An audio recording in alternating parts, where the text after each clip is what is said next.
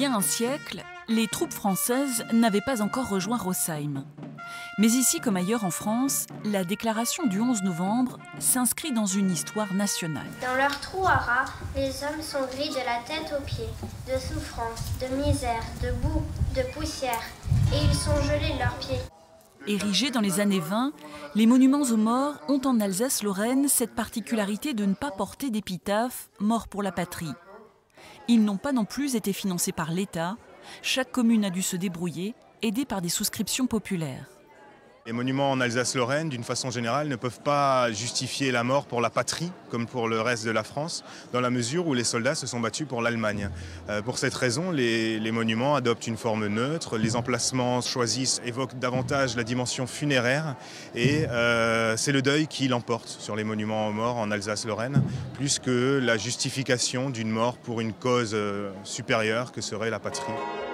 L'historien Raphaël Georges a recensé tous les monuments édifiés à cette époque et a étudié la francisation qui a eu lieu après 1918 dans une thèse consacrée aux soldats alsaciens-lorrains dans la société française. En réalité, ça correspond aussi à la volonté de ne pas mélanger la majorité des soldats qui sont tombés dans l'armée allemande et les soldats qui sont tombés dans l'armée française. Et ça, ce sont les autorités qui demandaient à ne pas forcément faire l'amalgame entre les deux. Ainsi, rares sont les stèles où les prénoms de naissance demeurent. Klaus Charles est né Karl, est décédé Karl et est inscrit Charles sur la liste ici présente sur le monument mort de sa commune. Ils sont tous nés allemands, ils sont décédés dans l'armée allemande et leur nom a été francisé sur le monument aux morts. Car il était impensable de porter des noms avec un état civil allemand sur des monuments aux morts qui ne laissent pas du tout paraître l'expérience de guerre côté allemand. L'état civil de ces gens décédés allemands devient français pour la postérité.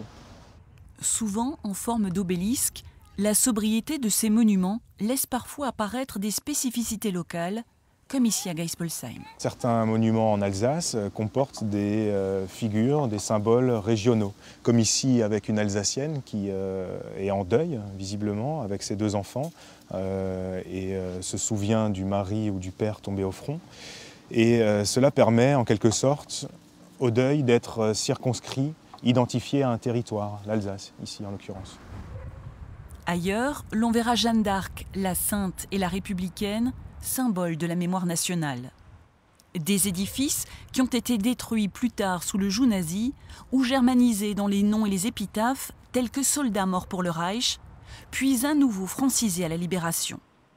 Ces monuments aux morts font aujourd'hui partie du paysage, mais quand on s'y arrête, ils ont chacun une part de cette histoire tourmentée à nous livrer.